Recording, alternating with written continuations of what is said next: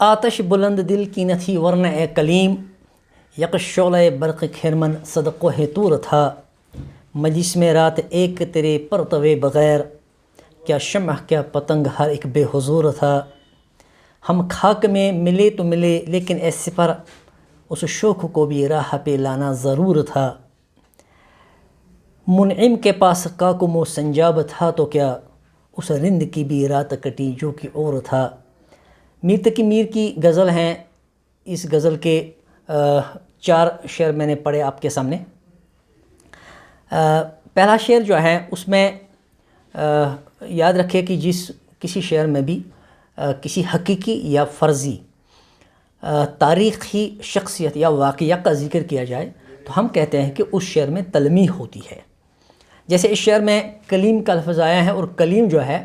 یہ لقب تھا حضرت موسیٰ علیہ السلام کا۔ کلیم اللہ ان کو کہتے تھے کیونکہ ان کے بارے میں آتا ہے کہ وہ اللہ تعالیٰ سے کوہ طور پر جا کر ملاقات کرتے تھے، بات کرتے تھے۔ اب یہاں سے ایک مضمون پیدا کیا ہے میر تقی میر نے، وہ کہتے ہیں آتش بلند دل کی نہ تھی، دل کی آتش جو ہے وہ بلند نہ تھی۔ اب یہ اپنے بارے میں کہہ رہے ہوں یا موسیٰ علیہ السلام کو مخاطب بنا کر کہہ رہے ہوں، لیکن زیادہ بہتر ہے کہ خود اپنے آپ کو ہی مخاطب بنائیں اور اپنے بارے میں یہ کہیں، کیونکہ اگر ہم یہ مان لیں کہ وہ موسیٰ علیہ السلام کو مخاطب بنا رہے ہیں تو اس میں ایک جلیل القدر پیغمبر کی تخفیف کا پہلو نکلتا ہے۔ مناسب یہ ہے کہ یہاں میر تقی میر کی اپنی ذات ہی کو مخاطب سمجھا جائے، کیونکہ موسیٰ علیہ السلام کو وہ مخاطب کر کے یہ بات کہیں گے تو اس میں ایک جلیل القدر پیغمبر کی تخفیف ہوتی ہے، ان کی شان میں ایک طرح سے یہ مناسب نہیں ہے، ان کے شان نشان نہیں ہے بات۔ لہٰذا ہم یہ مان کر چلتے ہیں کہ میر تقی میر اپنے آپ سے بات کہہ رہے ہیں کہ اے میرے دل، تیری آتش، دل کی جو آتش ہے وہ بلند نہیں تھی، ورنہ اے کلیم، موسیٰ علیہ السلام سے کہہ رہے ہیں کہ اے کلیم، آپ تو کوہ طور پر گئے، وہاں آپ نے اللہ تعالیٰ سے کلام کیا، کلام کا شرف آپ نے حاصل کیا، وہاں آپ نے ایک درخت کو دیکھا، اس درخت سے آپ کو روشنی نکلتی ہوئی محسوس ہوئی، لہٰذا آپ جو ہے کوہ طور پر جانے کے بعد وہاں اللہ کے کلام سے فیضیاب ہوئے، اللہ سے تکلم حاصل کرنے کا اپنے شرف حاصل کیا، پھر آپ نے وہاں ایک درخت سے روشنی نکلتے دیکھی، یہ آپ کے اعزازات ہیں، آپ وہاں گئے،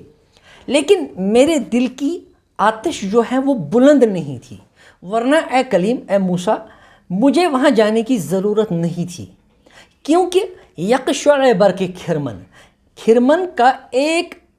کھرمن پر گرنے والی جو بجلی ہوتی ہے اس کا ایک شعلہ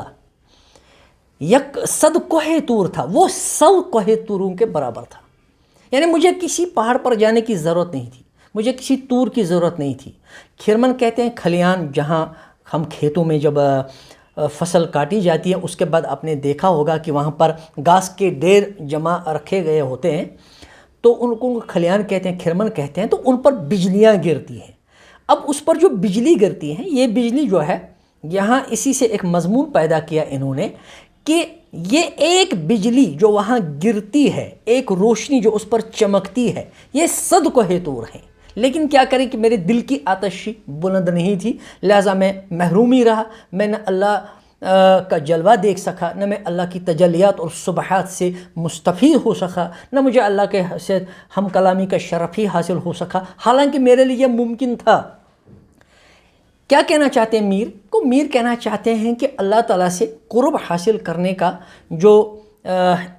انسان چاہے کر سکتا ہے، اس کے لیے کوئی عالم ہونا ضروری نہیں، کوئی فاضل ہونا ضروری نہیں ہے، یا اس کے لیے کسی خاص خطے کی بھی کوئی تخصیص نہیں ہے، یا کسی خاص صورت کی بھی کوئی تخصیص نہیں ہے، کوئی خاص حیت کی بھی کوئی تخصیص نہیں ہے، بس انسان جو ہے، انسان کا دل پاک ہو، انسان کی نیت پاک ہو،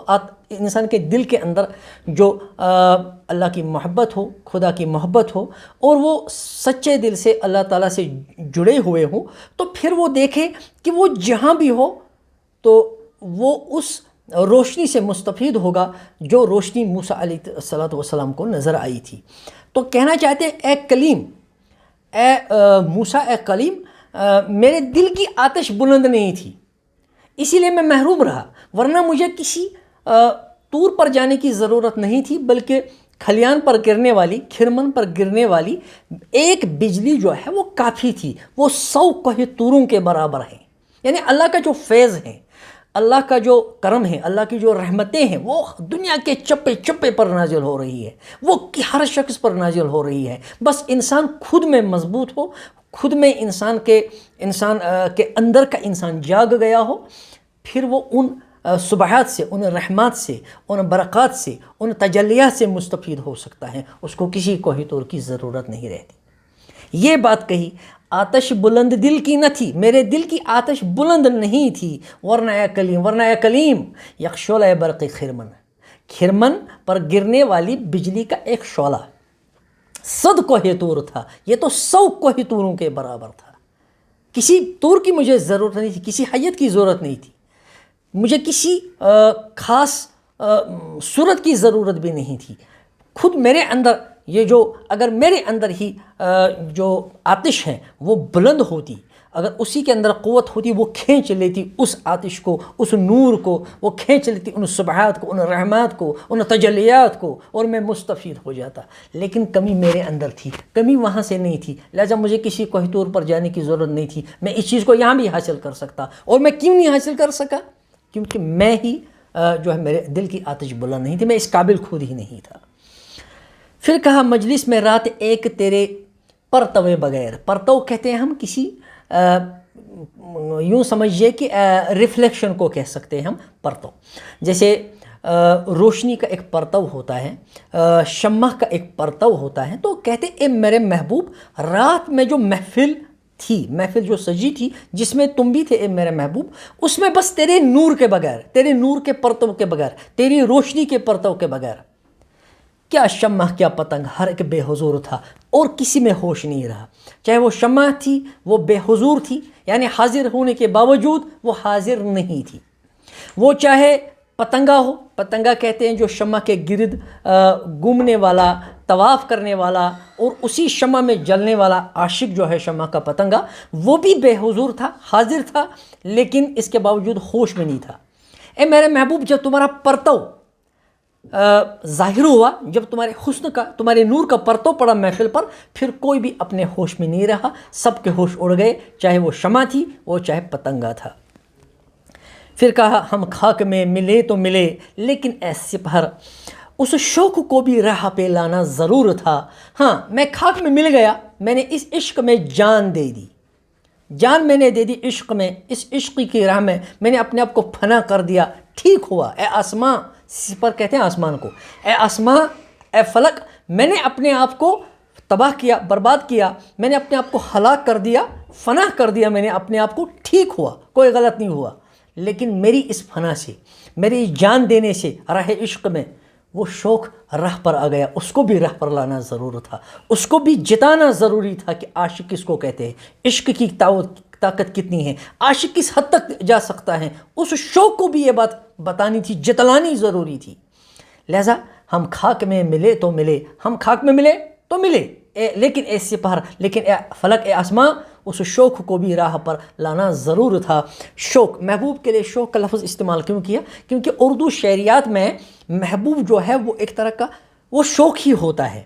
اس میں ہمدردی نہیں ہوتی ہے، اس میں زیادہ وفا بھی نہیں ہوتی ہے، وہ بہت شوق ہوتا ہے۔ محبوب کو تڑپتے، اپنے محب کو، اپنے عاشق کو تڑپتے دیکھ کر مزہ لیتا ہے، اس کا لطف لیتا ہے۔ یہاں اس وجہ سے اس کو شوق کہا، اس شوق کو بھی راہ پر لانا ضرور تھا، اس کو راہ پر لانا ضرور تھا،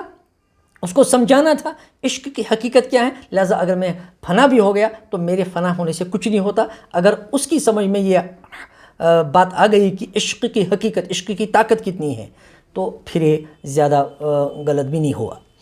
پھر کہا کہ منعم کے پاس کاکم و سنجاب تھا تو کیا۔ منعم کہتے ہیں مالدار شخص کو جو نعمتوں سے دوسروں کو نوازے، نعمتیں دوسروں کو دے، دوسروں کو بخشے، اس کو منعم کہتے ہیں۔ منعم کے پاس کاکم و سنجاب تھا تو کیا۔ کاکم جو ہے یہ جیسے نیولا ہوتا ہے جس کو ہم منگوس کہتے ہیں، وہ جو نیولا ہوتا ہے اس کا جو اوپر کی جو اس کی کھال ہوتی ہے وہ بہت ہی ملائم ہوتی ہے، اس سے ایک کپڑا بنتا ہے بعد میں وہ بڑے بڑے بادشاہ جو تھے، وزیر اور بڑے نواب تھے، اس سے ایک شال قسم کی ایک چیز بنا کے اپنے کاندھوں پر لٹکاتے تھے، تو اس کو کاکم کہتے ہیں۔ اور سنجاب جو ہے، سنجاب کو ہم ایرمین کہہ سکتے ہیں انگریزی میں، یعنی وہ بھی ایک لباس ہے جو بادشاہ، وہ بھی ایک نیولے کے جتنے ایک چوہے سے تھوڑا بڑا ایک جانور ہوتا ہے سنجاب، اس کی کھال سے وہ بنایا جاتا ہے، بہت ہی مہنگا قسم کا لباس۔ تو یہاں کہہ رہا ہے کاکم اور سنجاب، یعنی اگر منعم کے پاس، اگر مالدار انسان کے پاس، غنی انسان کے پاس، امیر انسان کے پاس کاکم اور سنجاب بھی تھا، بہت ہی مہنگے کپڑے بھی تھے، تو کیا ہوا؟ اس رند کی بھی رات کٹی جو کہ عور تھا، رات تو اس رند کی بھی کٹی، اس آزاد شخص کی بھی رات کٹی جو کہ برہنہ تھا، جس کے بدن پر کوئی کپڑا ہی نہیں تھا۔ یعنی اس کا مطلب یہ ہے کہ دنیا میں غریبی میں ہو یا امیری میں ہو، عیش و عشرت میں ہو یا سختیوں میں ہو، مصائب میں ہو، زندگی گزر ہی جاتی ہے، وقت نکل ہی جاتا ہے۔ لہٰذا کسی کو اپنے مالدار ہونے پر، اپنے غنی ہونے پر، اپنے امیر ہونے پر کوئی گھمنڈ اور تکبر نہیں کرنا چاہیے۔ یہ بات اس کو پندار نفس میں مبتلا نہ کرے، کیونکہ اگر کوئی غریب شخص ہے نا، اس کی بھی تو رات کٹے گی، زندگی تو کٹے گی، اس کی بھی، اس کی بھی کٹے گی، دونوں کا انجام آخر میں ایک ہی ہونے والا ہے۔ جب دونوں کا انجام ہی ایک ہونے والا ہے، پھر یہ تکبر کس بات پر کرے، اور وہ شخص نا امید ہو تو کس بات پر نا امید ہو جائے؟ راہ تو دونوں کی کٹتی ہے۔ منعم کے پاس کاکم و سنجاب تھا تو کیا، اس رند کی بھی رات کٹی جو کہ اور تھا۔ تو کیا فرمایا کہ آتش بلند دل کی نہ تھی، ورنہ اے کلیم یک شعلہ برق خرمن صد کوہ طور تھا۔ مجلس میں رات ایک تیرے پرتوے بغیر، کیا شمع کیا پتنگ ہر ایک بے حضور تھا۔ ہم خاک میں ملے تو ملے، لیکن اے سپہر اس شوق کو بھی راہ پر لانا ضرور تھا۔ منعم کے پاس کاکم و سنجاب تھا تو کیا، اس رند کی بھی رات کٹی جو کہ اور تھا۔